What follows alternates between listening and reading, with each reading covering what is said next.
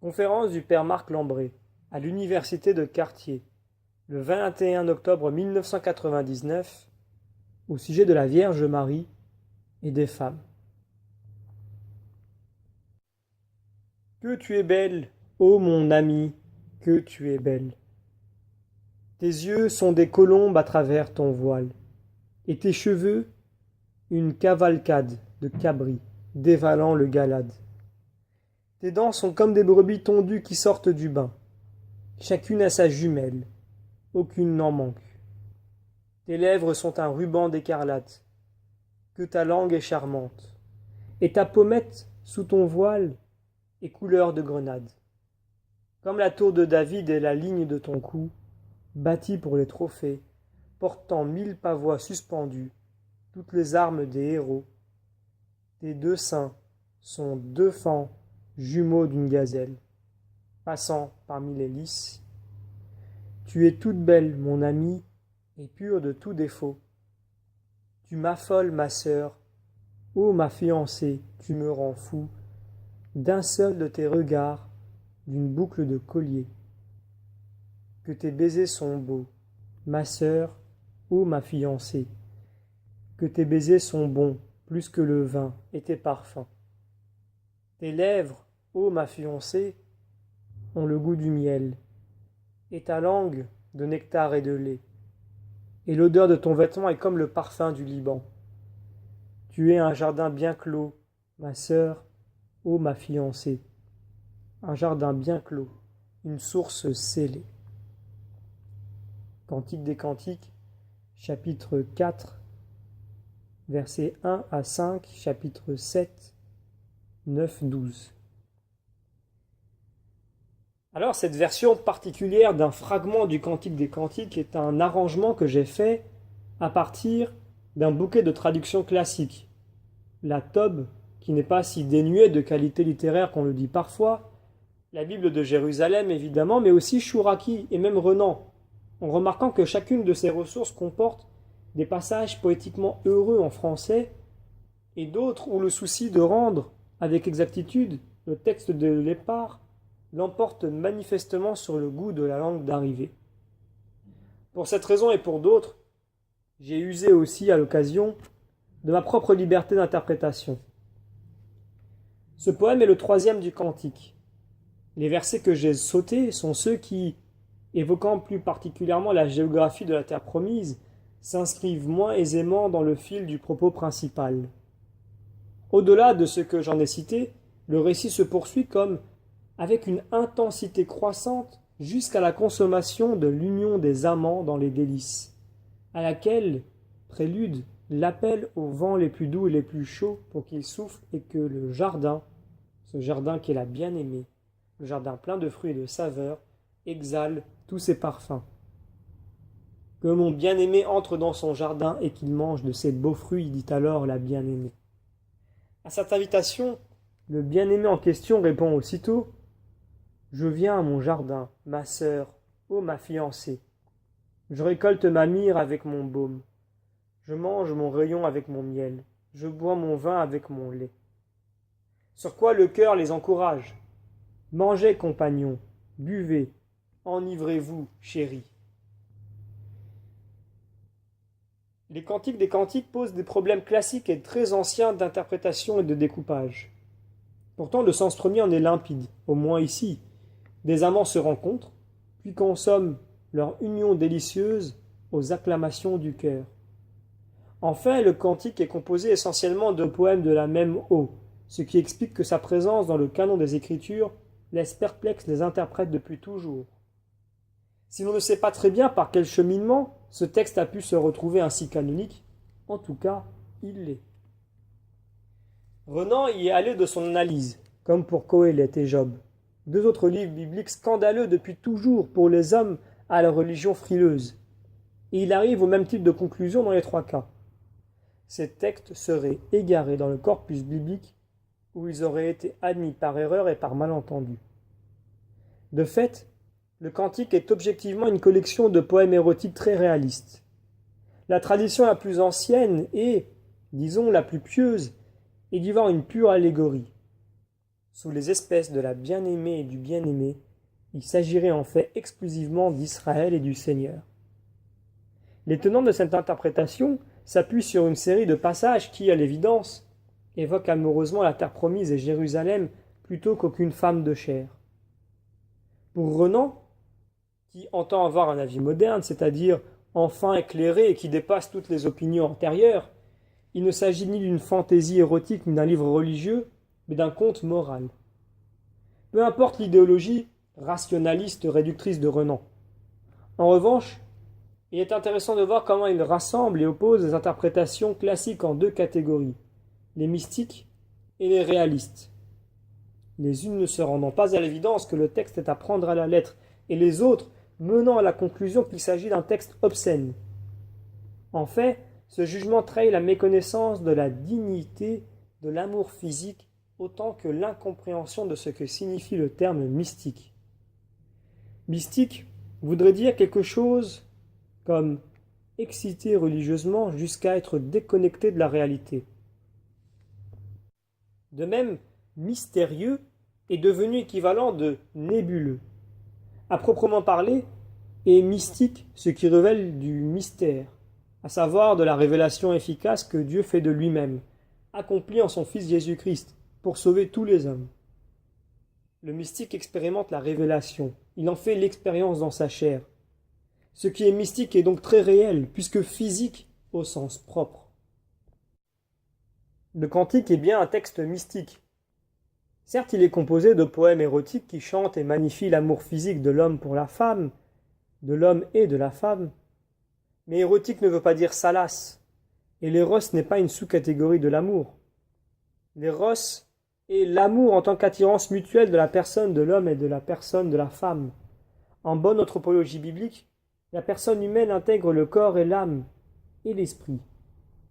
Il s'agit donc de poèmes érotiques, en ce sens légitimes, pleinement admissibles et convenables, quelles que soient les sages prudences et retenues qu'un tel sujet appelle.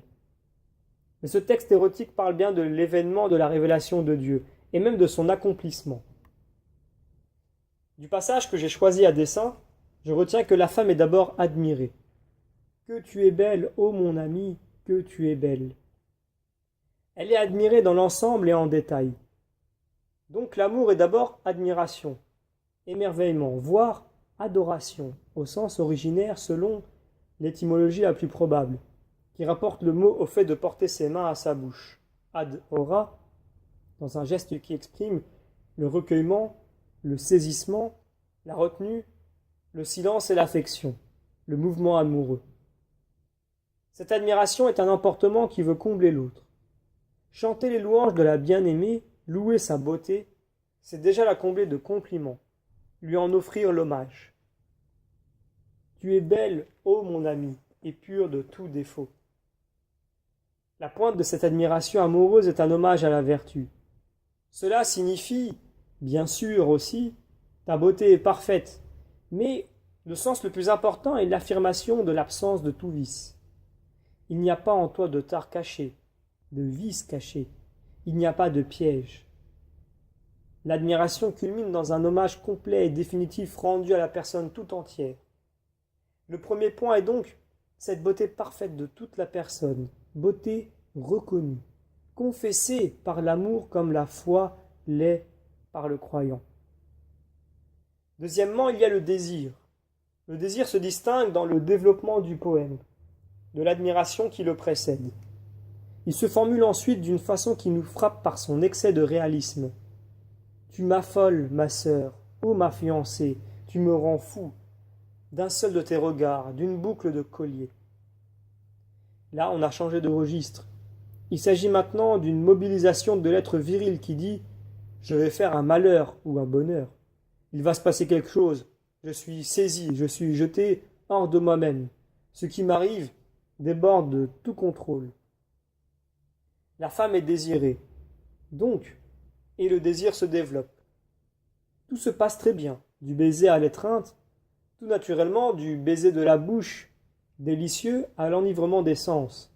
Et ce déploiement du désir se conclut, de même que le déploiement de la louange se concluait par « Tu es belle, mon ami, et pure de tout défaut », Ce désir se conclut par « Tu es un jardin bien clos, ma sœur, ô ma fiancée, un jardin bien clos, une source scellée. » Cela signifie que le désir s'arrête, saisi de respect et de considération, pour une clôture qui est un seuil reconnu comme tel et loué comme tel. La bien-aimée est donc désirée dans un mouvement qui saisit le bien-aimé, qui s'empare de lui et l'investit, dont il n'est pas le maître et qui marque néanmoins le pas du respect devant la clôture. Après l'admiration et le désir, donc, la considération de la virginité s'impose. Cette virginité est une ultime perfection de la femme. Il était là pour le bien-aimé, elle était toute attente de lui. Devant ce secret vient un temps de silence et de reconnaissance. L'ordre progressif de considération est donc la beauté de la bien-aimée, le caractère désirable de la bien-aimée et la virginité de la bien-aimée.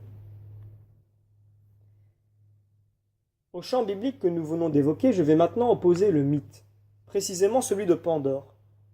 Il s'agit, formulé dans l'excellente culture grecque puis latine, de ce qu'il y a dans la tête de toute l'humanité au sujet de la femme. Le ciel et la terre ont enfanté les titans ont enfanté les dieux se sont révoltés contre les titans et les ont renversés, les réduisant au rôle d'exécuteurs de leurs œuvres. Voyant qu'ils n'avaient pas d'animal digne de commander aux autres, les dieux décident de créer l'homme à cette fin.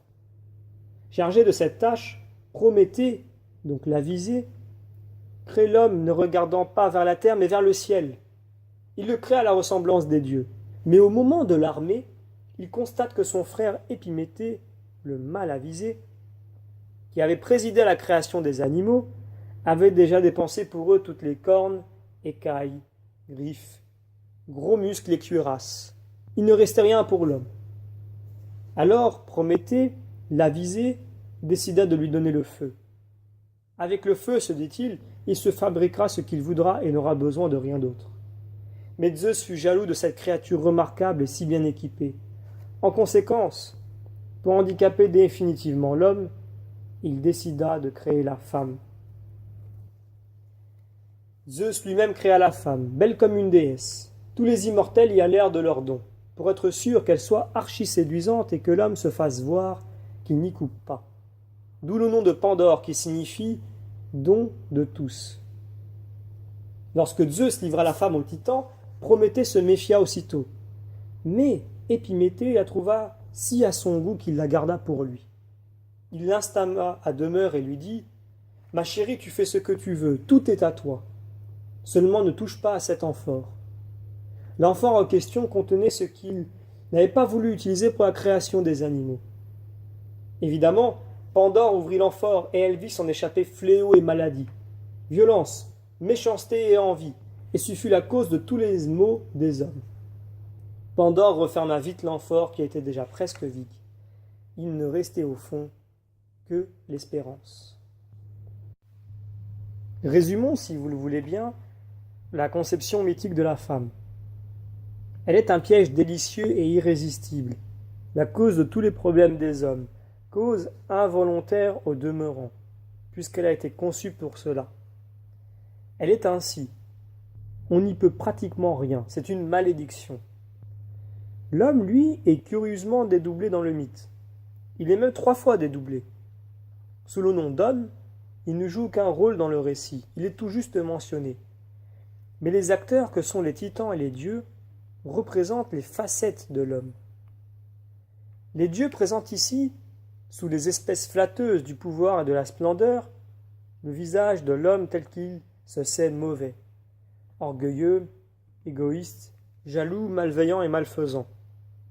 Le mythe dit en fait le ressentiment et les contradictions de l'homme qui voudrait être un dieu et qui imagine les dieux comme ceux qui ne veulent pas qu'ils soient comme eux, projetant ainsi sur leur figure imaginaire ce qui sait être ses propres problèmes.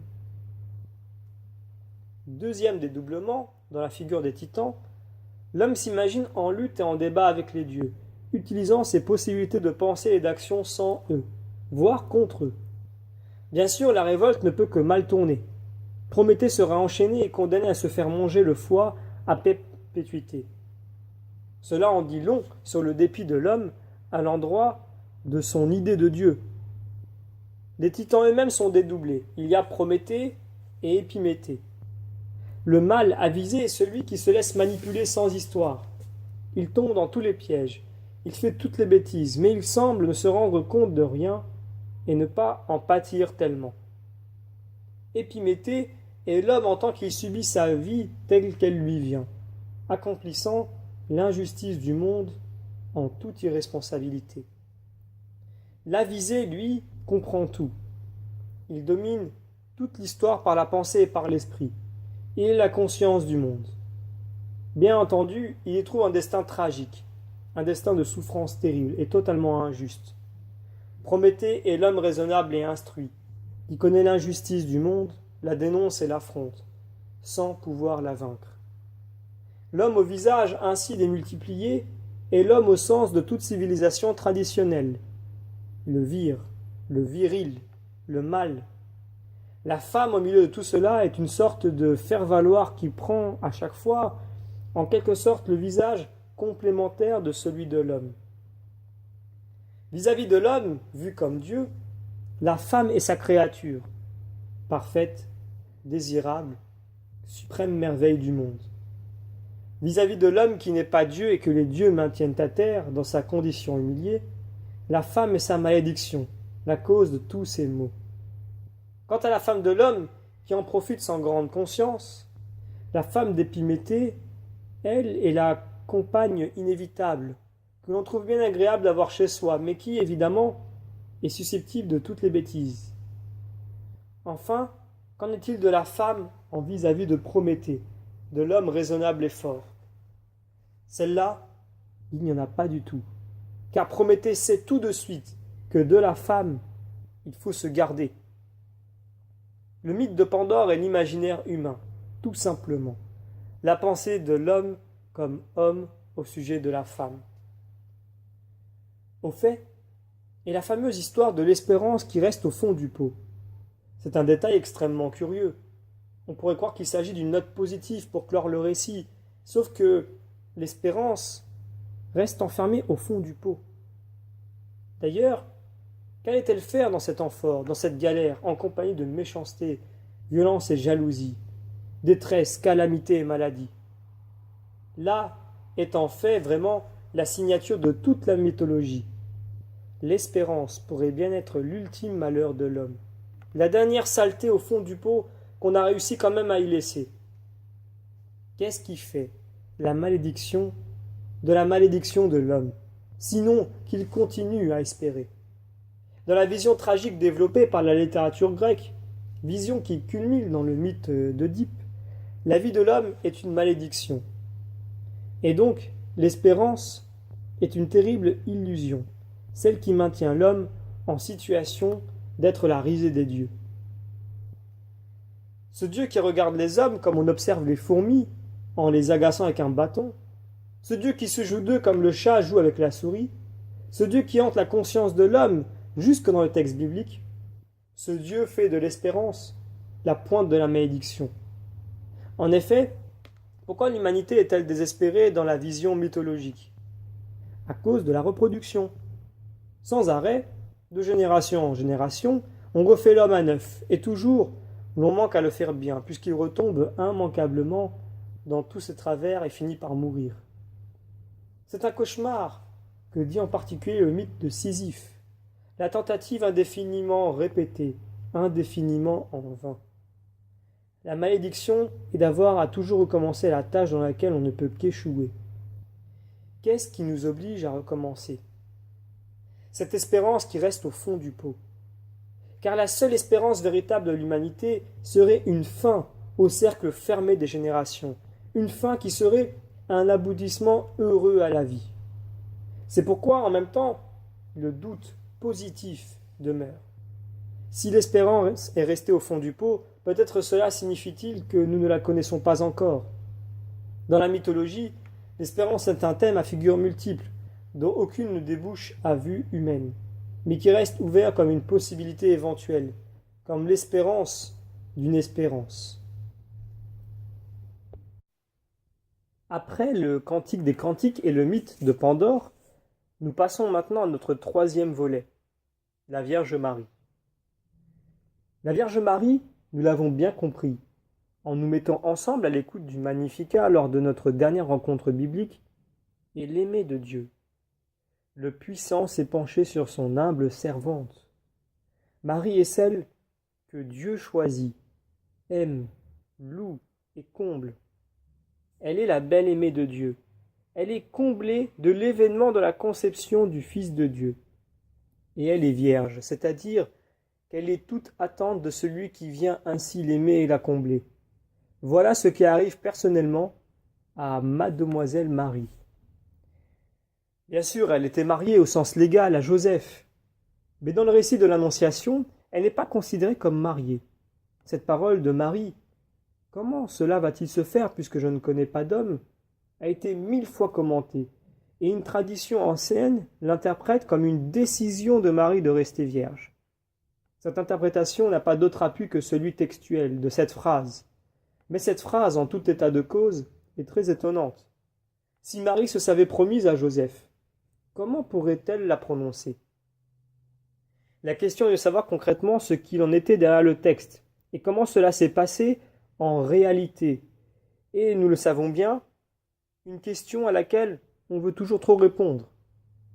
En tout cas, en nous plaçant du point de vue du texte au niveau littéraire, nous devons comprendre la phrase en cause comme signifiant que Marie n'a pas de perspective d'homme. Elle est une vierge qui n'est pas en puissance d'époux, et l'on vient lui parler de conception. Cela signifie, de point de vue de l'organisation du texte, que Marie reçoit l'annonce de la conception par la puissance de l'Esprit Saint. Le Très-Haut te couvrira de son ombre, en lieu et place d'une annonce de Marie. Dieu prend bien la place que prendrait un homme qui serait annoncé à Marie comme époux. Dans la Vierge Marie, il y a la femme qui va concevoir. Elle a bien ce rôle féminin dans la procréation. Et Dieu prend la place du vir. Donc je ne dis pas d'abord que Marie est la mère du Christ, mais que d'abord, elle est l'aimée de Dieu, même si c'est bien en vue de lui donner d'être la mère de son Fils que Dieu l'a créée. Elle est la comblée de Dieu. Réjouis-toi, comblée de grâce. C'est celle que Dieu comble lui-même, de lui-même, d'une manière analogue à celle dont un homme peut combler une femme. Là où l'homme vient combler la femme, c'est Dieu lui-même qui comble Marie.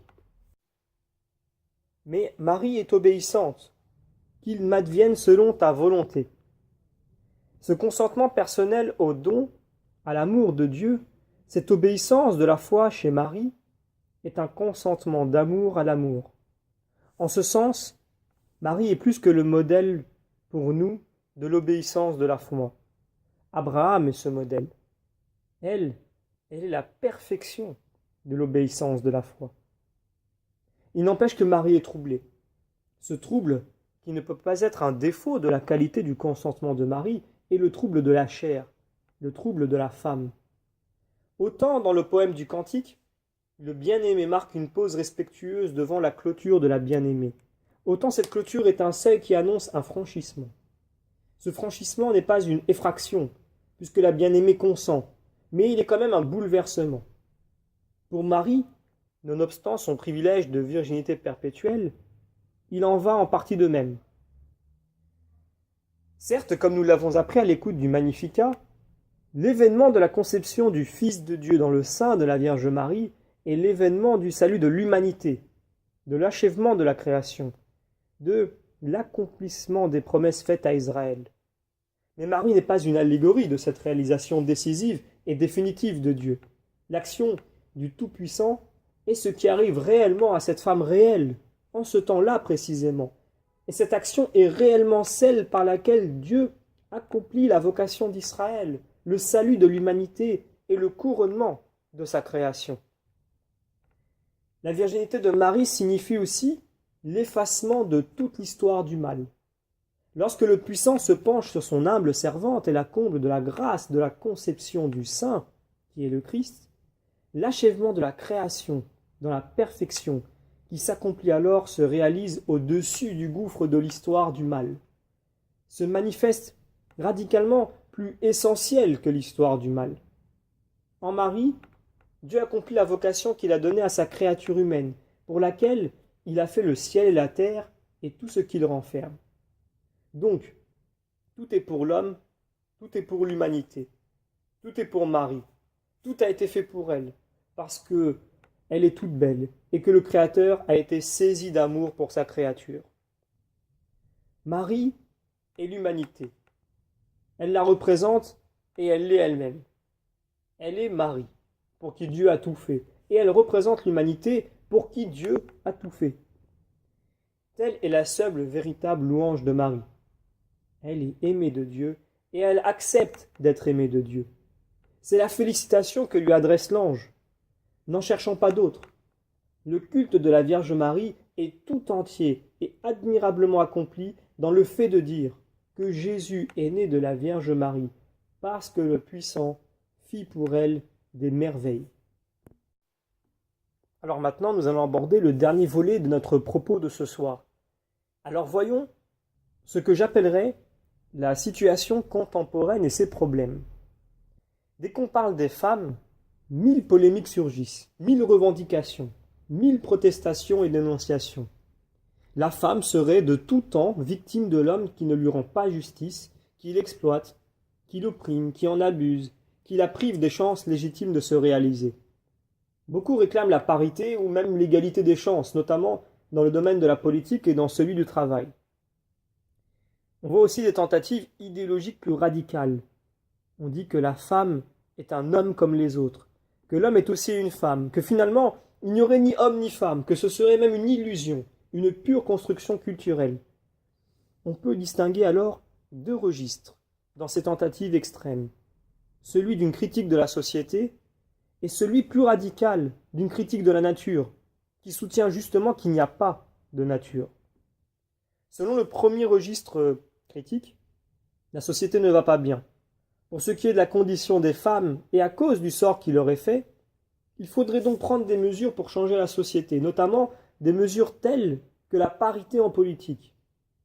Selon le second registre critique, le plus radical, on se demande pourquoi il faudrait qu'il y ait des femmes et des hommes. Parce que les femmes portent les enfants et les allaitent? Mais cela était bon pour l'homme, ou plutôt pour la femme de Cro-Magnon. Déjà aujourd'hui, sous nos climats, la plupart des femmes n'allaitent plus. Quant à porter les bébés, la maîtrise de la procréation progresse si bien que cela devrait rapidement devenir superflu. Les enfants seront très bien faits en laboratoire, puis en atelier, sous contrôle scientifique, avec les meilleures garanties de qualité et de sécurité.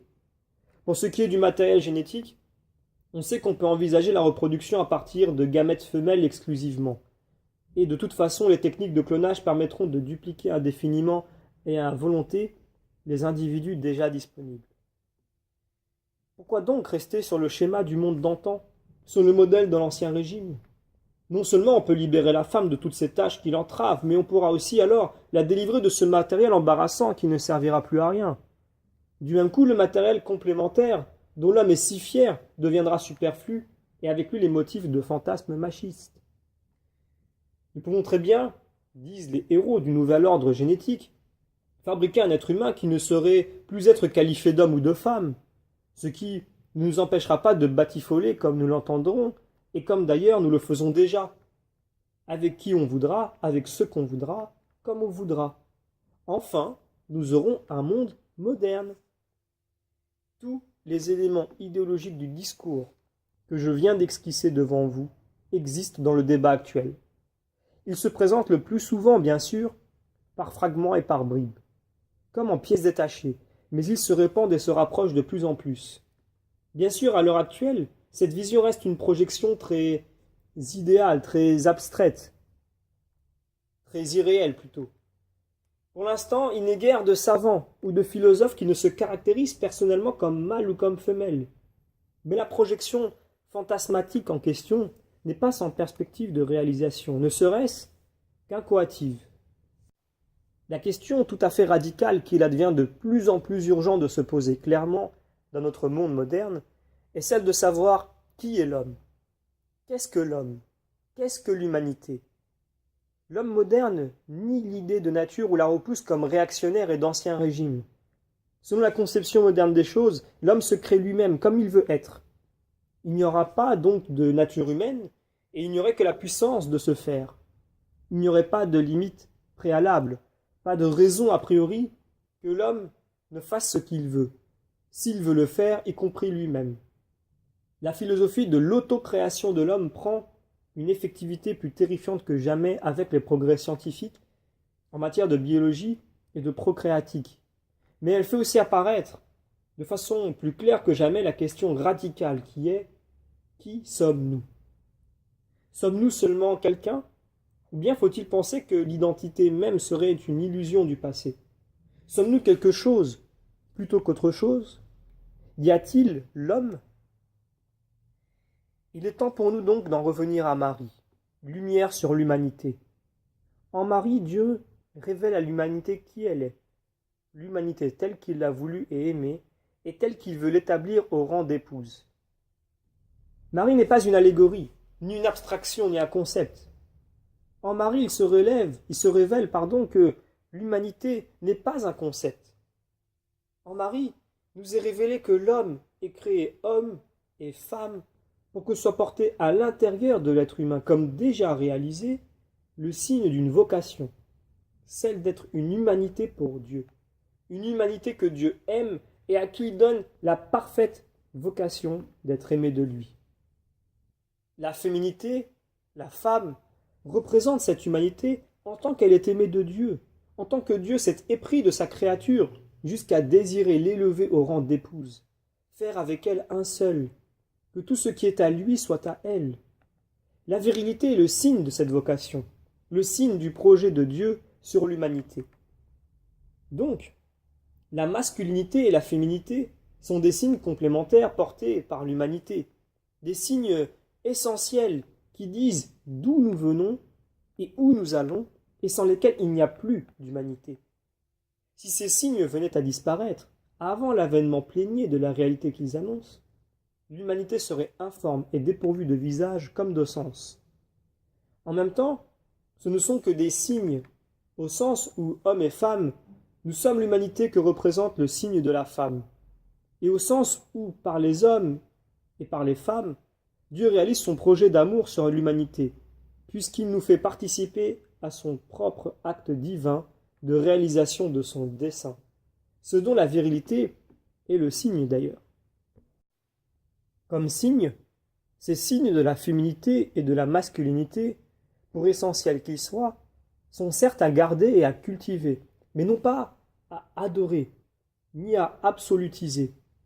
Et comme signes portés par les uns et par les autres, ils sont signes pour tous. Ils ne sont donc sûrement pas non plus à accaparer. Les hommes n'ont pas à accaparer le signe de la masculinité, pas plus que les femmes n'ont à accaparer celui de la féminité. Mais la tentation n'est pas la même dans les deux cas. Car si la femme porte le signe de l'humanité qu'elle est, l'homme porte le signe de Dieu qu'il n'est pas. Il est bien naturel que l'on désire plutôt accaparer ou revendiquer le signe de Dieu que celui de l'humanité. Regardons donc vers Marie, pour ne pas nous égarer dans une entreprise sans perspective de succès, et que la voie royale, alors, nous est ouverte. L'événement par lequel elle va concevoir et enfanter Jésus, le Fils de Dieu, est l'événement qui fait de Marie la toute belle, la toute élue, l'assumée, la reine du ciel, et l'événement par lequel Dieu sauve l'humanité. Donc, les signes de la féminité et de la virilité signalent la vocation de l'humanité, que Marie représente, à être, par amour de Dieu, élevée par Dieu à lui-même, et élevée au rang d'égal, et de ne faire qu'un avec lui. Le signe de la féminité est le signe de la vocation de l'humanité à être aimée follement par Dieu. Marie est le visage de notre espérance. En contemplant Marie dans son Assomption et dans son couronnement, nous contemplons le but de l'humanité.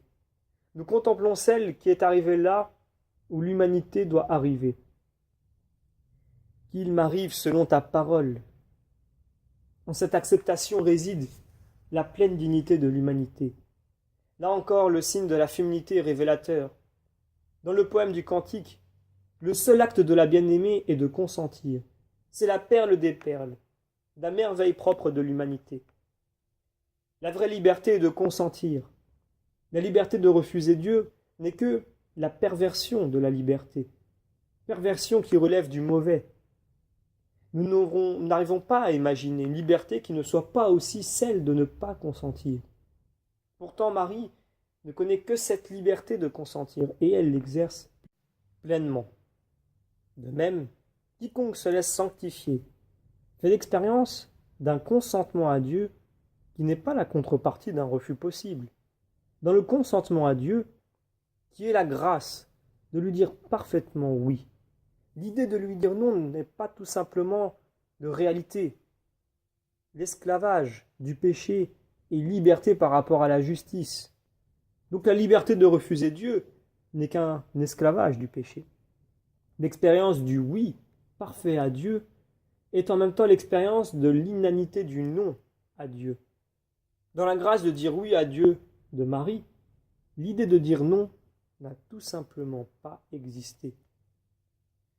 La grâce de Marie nous révèle la grâce pour laquelle tout homme est fait, la grâce pour laquelle tous les hommes ensemble sont faits, car la Vierge Marie, bien plus que la femme, est l'homme.